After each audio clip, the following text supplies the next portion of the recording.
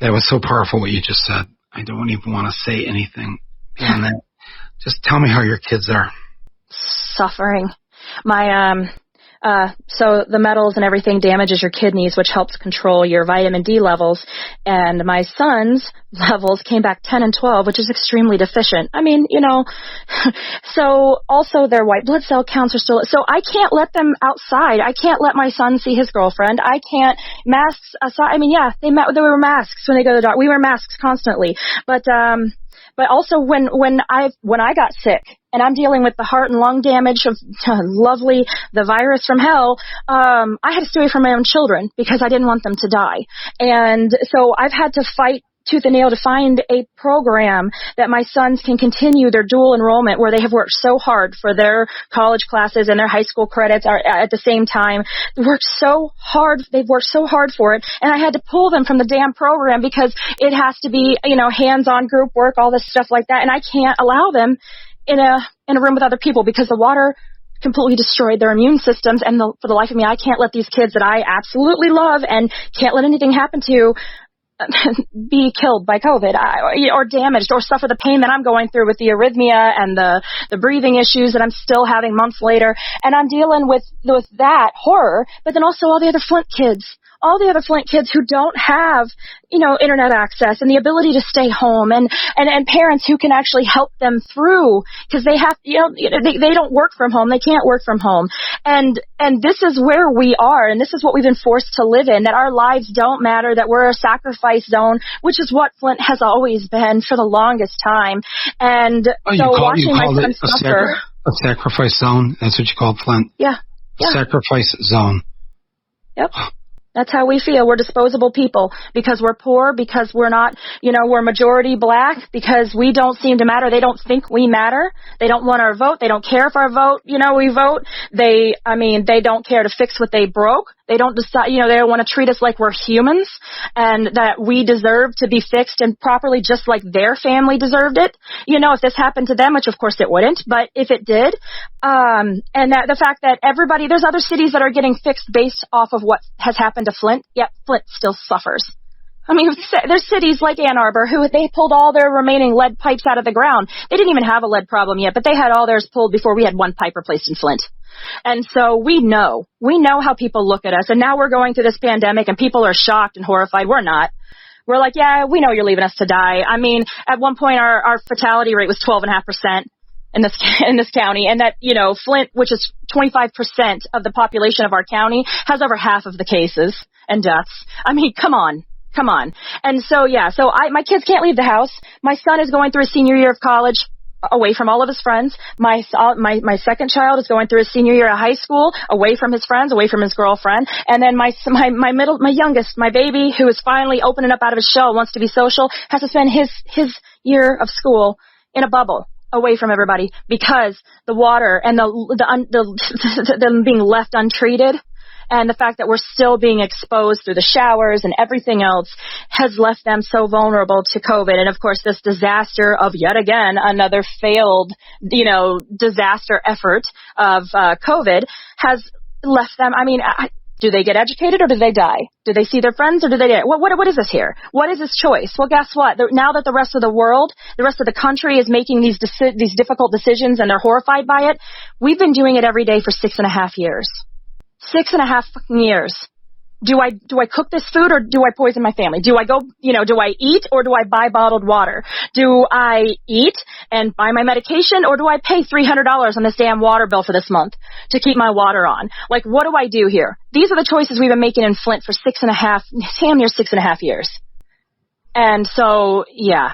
I mean, I'm watching my sons struggle. I'm watching them hurt. I'm watching them in pain. They were in the middle, right when COVID hit, they were in the middle of another, physical therapy session where, because kids age 9 to 14, their growth plates, that are from your neck all the way down to your feet, they're open and spongy to allow your muscles and joints to stretch and grow when you have those giant bone growth. Stents. My husband's 6'3", so my kids are over 6 foot and they're stretching, but their muscles and joints weren't stretching with them because heavy metals get absorbed by those spongy growth plates and they harden prematurely. So they had to have another human being stretch their muscles and joints out for them in pain. So they were having to do yet another 8 weeks of physical therapy, and they were right in the middle of week 4 when COVID shut everything down. So my kids are hunching over again. They're having trouble walking, standing, all that stuff.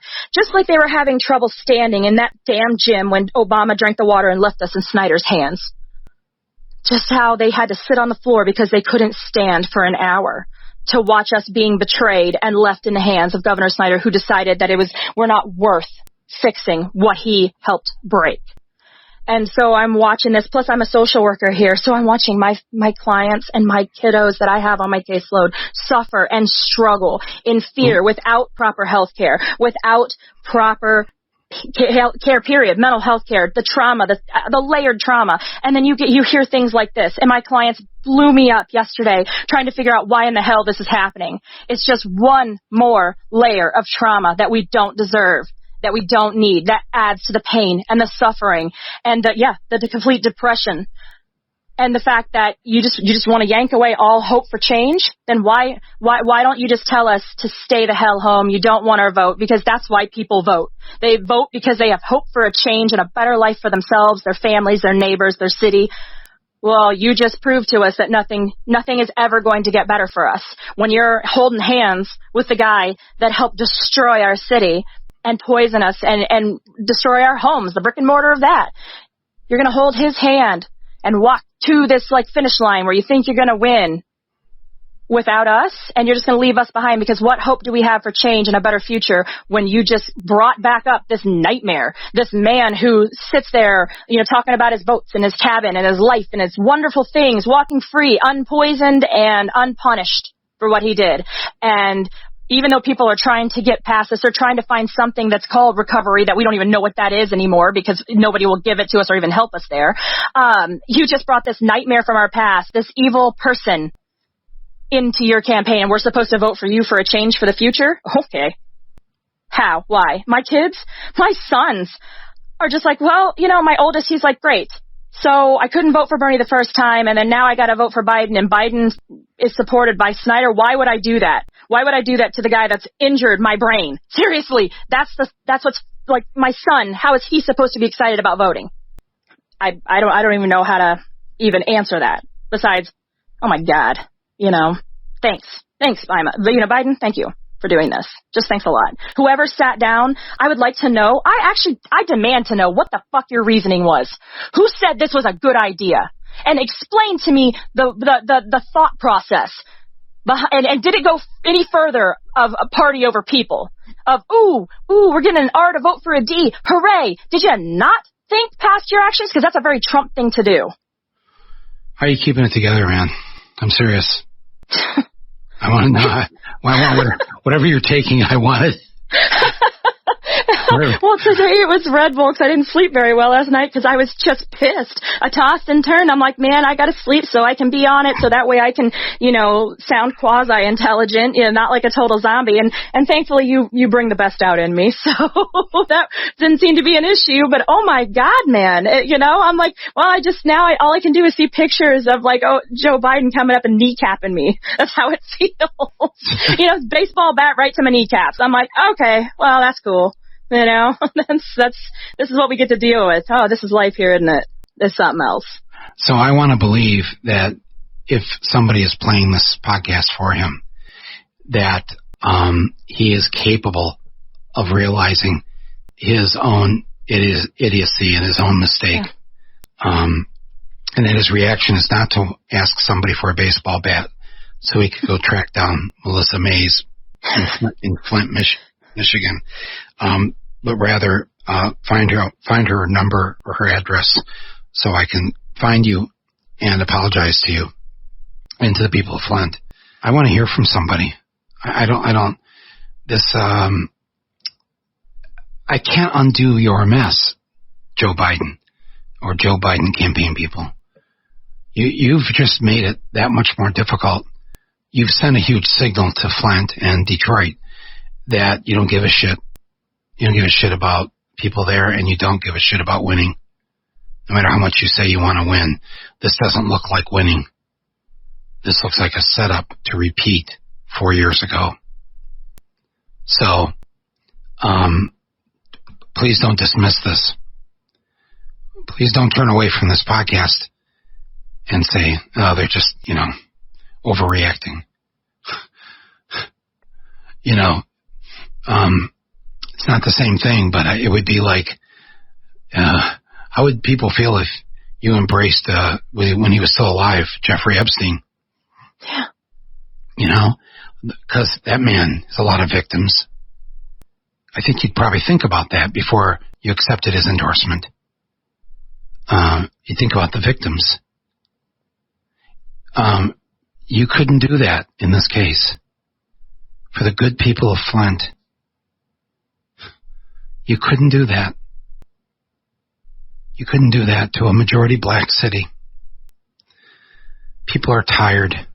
They're tired. They're tired of you and the Clintons and all these so-called party of the people.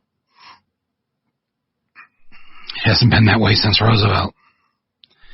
And I think people like myself have this crazy hope that it could be, something could happen, something could get better in our lifetime. And getting better now isn't just about getting rid of Trump, because Trump will go, but coronavirus will still be with us. Trump will go, but 10,000 kids in Flint will have brain damage that will be with them for the rest of their lives. Trump will go, but people are still being paid $7.25 an hour. Yeah, Trump will go, and 40 million people won't have health care. Under Obamacare, don't have health care. Go down the list. So what's the point? Yes, we get rid of Trump. He's a psychopath. Best to put the psychopath away. I think everyone agrees with that. But then what? You've just told us that you're going to abuse us in a kinder, gentler way. Yeah. That's still abuse. I don't know. Melissa, you get the last word here. So, I'm telling you, somebody's going to play this for somebody in this whacked out wackadoodle campaign. So, reach out to them through this microphone right now. It's the biggest thing is you need to think about your actions. You need to think these through, especially before you take the next endorsement. I mean, who's next? Who else are you going to, just because they're a Republican, you're going to welcome with open arms. Yeah, take their vote. Good for you. Do it. That's great. But to publicly open your arms and embrace the man who has destroyed the future's lives, hope, physical bodies, and yes, our brick and mortar homes for profit, just to privatize and to steal our assets and take our democracy. You hugged that man. You welcomed him with open arms. What change does that signify for Flint? For the other minority cities suffering the same type of poisoning, the same type of corruption, the same type of misery? It signifies zero change. You might be a little more civil and a little bit more polite, like Michael said, while you're abusing us, but you're still abusing us. What motivation do we have to vote for you? Just think about that. Our voices matter. Flint lives do matter. Black lives matter. Our lives and our votes matter, and you need to realize that. And you need to fix what you did. One thing that Snyder never did was value us, value our vote, value our lives, and he never fixed what he broke. You have this opportunity right now to fix what you just did to us and to the rest of this country. And you need to value us, our lives, and our votes, and fix it now. Melissa Mays, Flint resident, mother, activist, leader, social worker, and back in the day, all things rock and roll in Flint, Michigan. Thank you for saying what you said. Thank you for saying it on behalf of everybody in Flint and Detroit and Pontiac and Saginaw, all the places that are suffering. To the Biden people listening, you better fucking listen to this. You've just wrecked something, and you need to fix it. We're not fixing it for you. To quote Dr. Cornel West once again, we may vote for you. We sure as fuck aren't going to lie for you. I'm sorry to the people who are just hoping to have a pleasant Saturday on Labor Day weekend. And you wake up and you're listening to this, but if we don't stop it now, see, we didn't stop it with Hillary. We have to stop this now because Trump's got to go. And we've got to get all these things that we need to fix this country. You've set us back. You've set us back, you bastards. Yeah. Redeem yourself. Redeem yourself. Apologize. Renounce the endorsement. Send in the Army Corps of Engineers to fix the poison pipes. Remove, replace. They want to save America. They want to save Flint. They want to fix Flint. Start with fixing the damage that you just caused. Start there, and then let's move. Let's do better. We deserve better. And Medicare for all, for everyone in Flint. Absolutely. Melissa, hang in there. My you. love to your family, your incredible husband, your kids.